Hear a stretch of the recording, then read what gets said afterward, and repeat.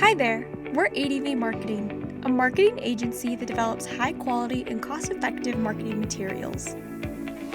Our relationship-driven business model and customized marketing solutions makes us the perfect partner for small businesses looking to grow. I'm your host, Lina Rice.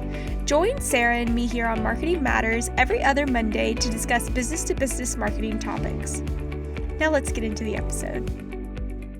Hello everyone, and welcome to Marketing Matters, a podcast where we talk about all things marketing and how it relates to your business. I have a side note. I think every time we open an episode, I do like a little shake. Is it like our gimbal? I don't know. I'm just like, a little shake. I'm getting ready. It's like the gimbal. Yeah, I'm calibrating.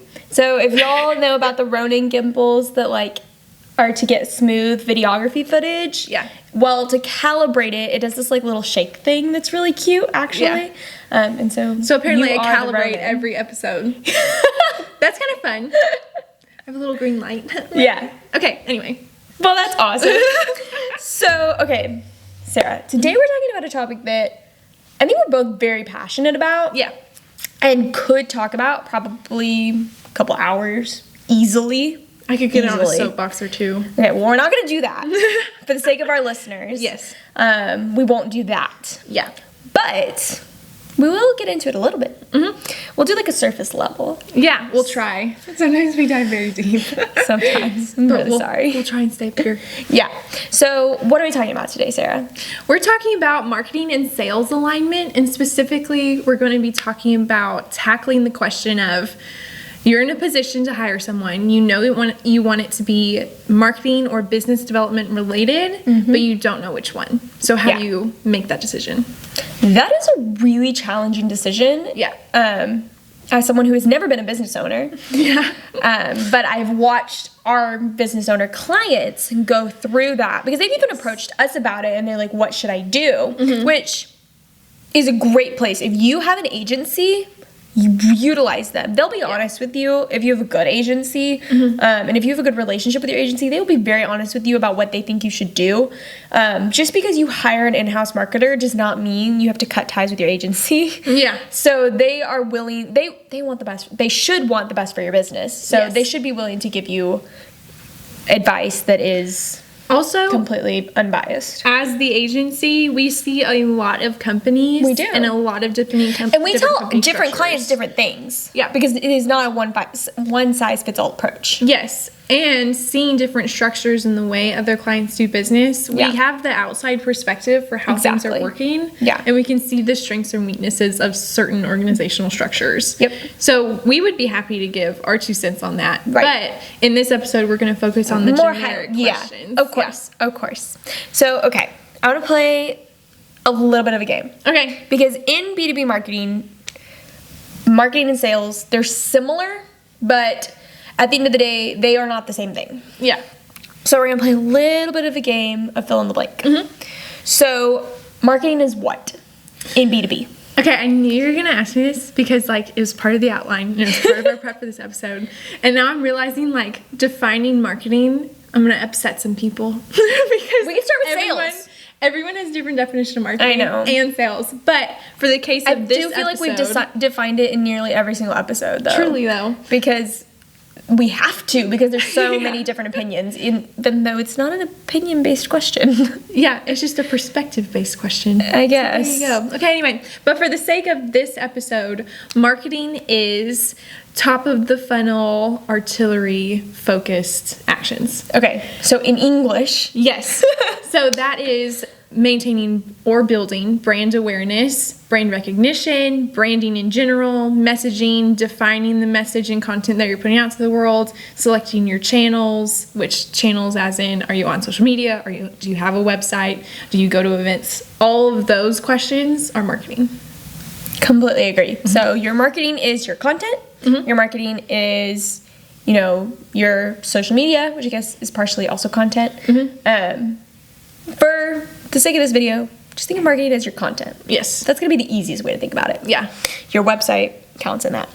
Okay. What is sales?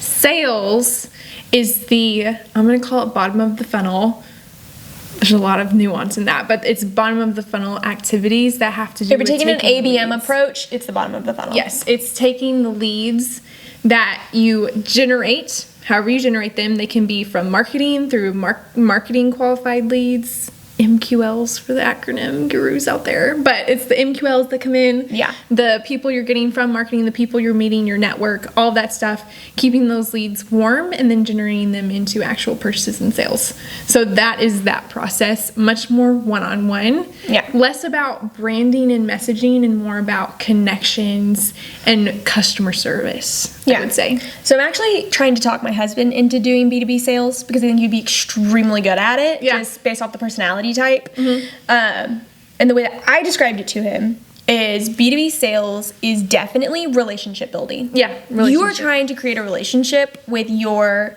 prospective client. That's your job. Yes. Keep them happy.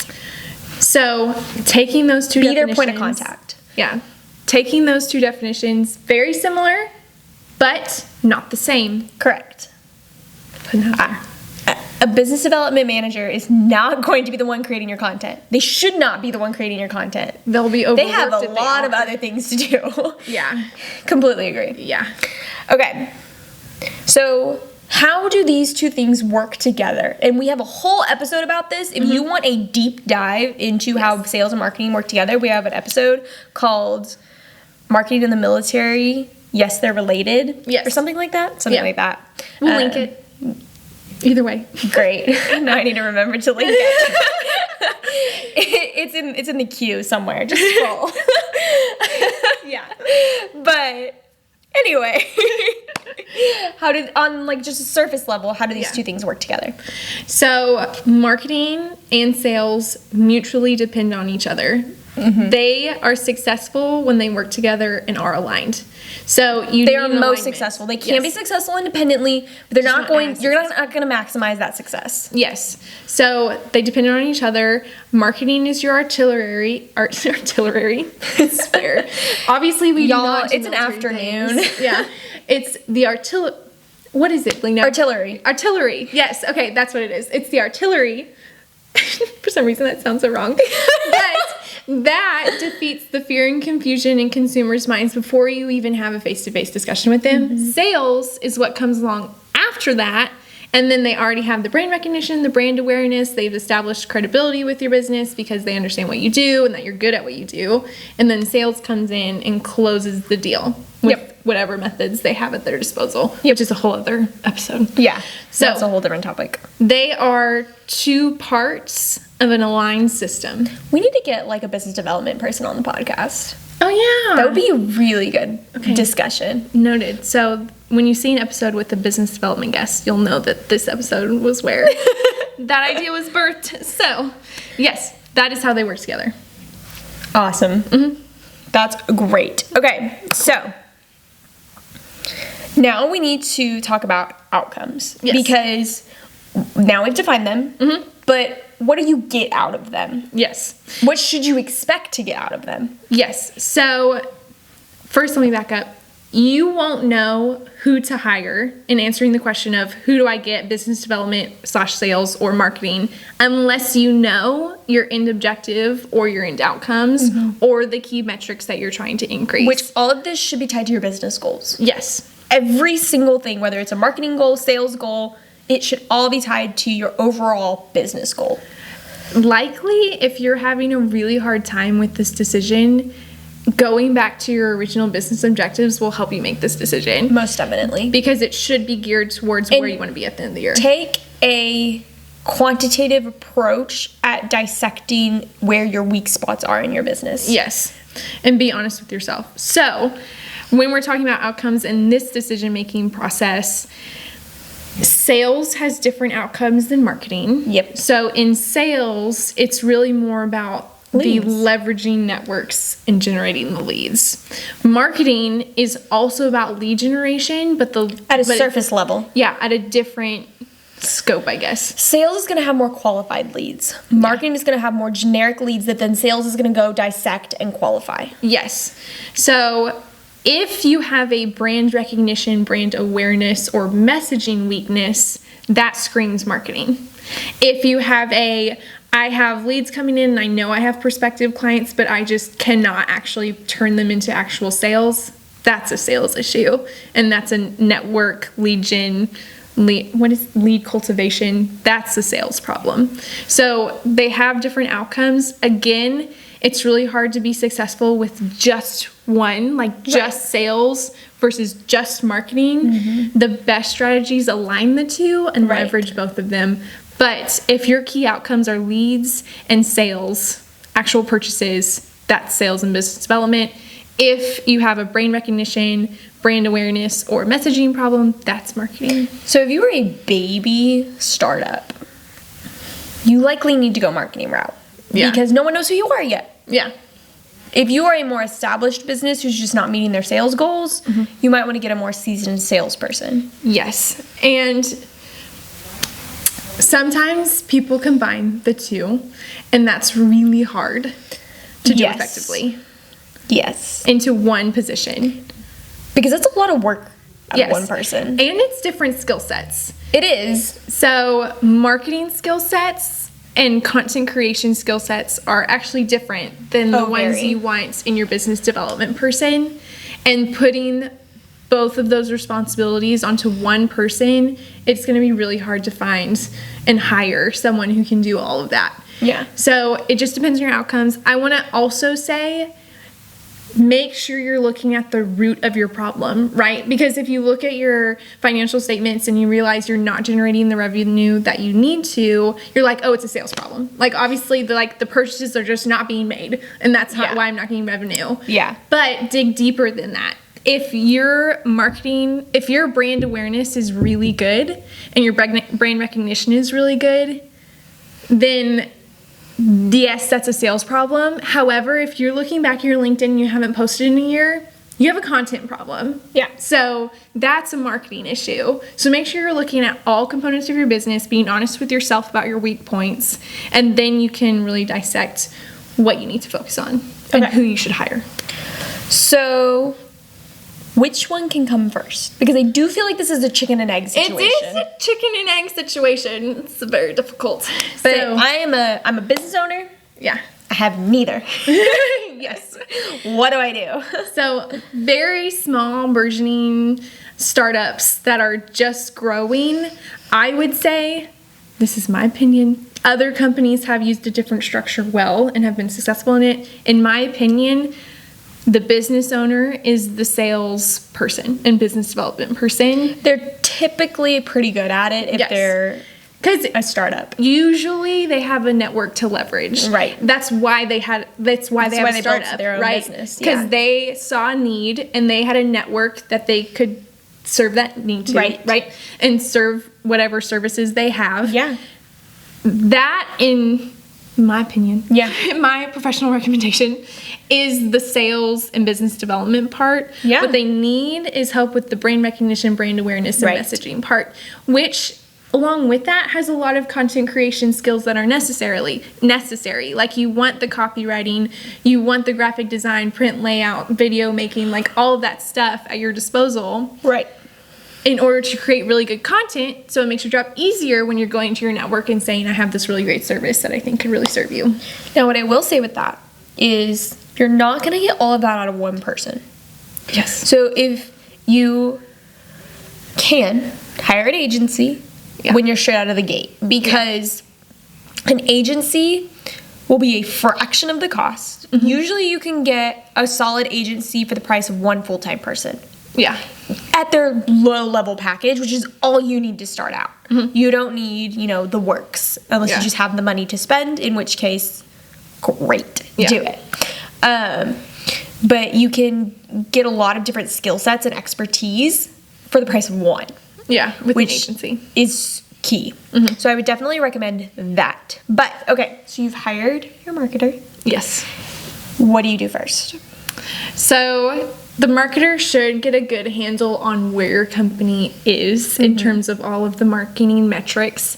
So That's awareness, consideration, all Yeah. of the funnel activities, Yeah. intent to purchase, like all of that good stuff. They should get a good handle on where they are or where the company They is. should definitely do an analysis Yes. of your business. And then tackle that analysis Yeah. with like tackling the weak points. So likely if it's a startup, there's an awareness problem right from the get-go. yeah. Easy Just tackle. because of what it is. Content plans are a really good solution for starting to generate awareness. Agreed. And coupling that, I guess, with event marketing and making sure that you're supporting the business owner, or if there's a business development person in whatever the events they're going to, just to make them strategically more effective. Yeah. So that's what I would say for a startup. It's different for every size of business. We've seen so many different clients with so many different structures, and how we work as an agency with them and who our point of contact is and how we work with their business development team is always different. And so there's no one right solution. Yeah. But it is all about defining the outcomes from the get-go and figuring out what your weak points are, getting to the root of the problem, and then making a decision based off that and your established objectives. Yeah. Yep. I completely agree. So, what should the end goal be once you figure out if you're going to hire this salesperson or this marketer? Whatever it is, your business as a whole needs to end up with a cohesive, aligned sales and marketing strategy. Completely agree. And I say aligned sales and marketing strategy, not aligned sales and marketing team, because we don't know if you have both a salesperson and a marketing person and an agency, but you can have an aligned strategy and then leverage the people that you have. Yeah. If it's an agency or an in-house person, you can leverage their skills in order to meet that strategy. But it's a lot easier to ask those people to rise to the challenge if you do have established outcomes versus just saying, like, figure out how to get aligned. Yeah. And then drive some revenue. Yeah. So that is the end goal, is having funnels that work together, a strategy that makes sense, that incorporates both sales and marketing and the strengths of each. And if you don't know where to start with that, which, understandable. Yeah. Your agency can totally help you. Your agency should be able to go out and do an analysis of your business, your competitors, everything, and then come back to you and say, okay, this is the strategy that we need to follow for marketing. This is how it relates to your sales strategy, and this is how it relates to your business goals. It should tie it all together. If your agency doesn't do that, which is not extremely uncommon, there are agencies that don't do that, feel free to call us. We're happy to help you because we do specialize in strategy. So that is something that we do for all of our clients because it is extremely important. If you're just generating content to generate content, it's only going to get you so far. Yes, exactly. It's just going to be generated content. Yeah, completely agree. Yeah. Cool. Well, Sarah, I don't think we got any soapboxes. Yay! I'm pretty proud of us. Soapboxes avoided. Great job. Love that. Well, thank you guys so much for joining us. Be sure to subscribe, rate the podcast. This is episode 6. I think so. Wow. Well, I can't remember if this is like the last episode in the season or if there's one more. I think it might be the last one. I think it's the last one. Okay, well, to be continued. We may or may not be back in 2 weeks. We are switching to a seasons model. That word, y'all, it's the afternoon. My brain has shut off. Truly. We're moving to a seasons model. So we will only be producing a couple episodes a season, and then we'll take about a month break and come back. So we will either see you in 2 weeks or a month. To be determined. To be determined. Yeah. So be sure to subscribe so you don't miss the next episode. Yes. But we will see y'all then. Yep. Bye, guys.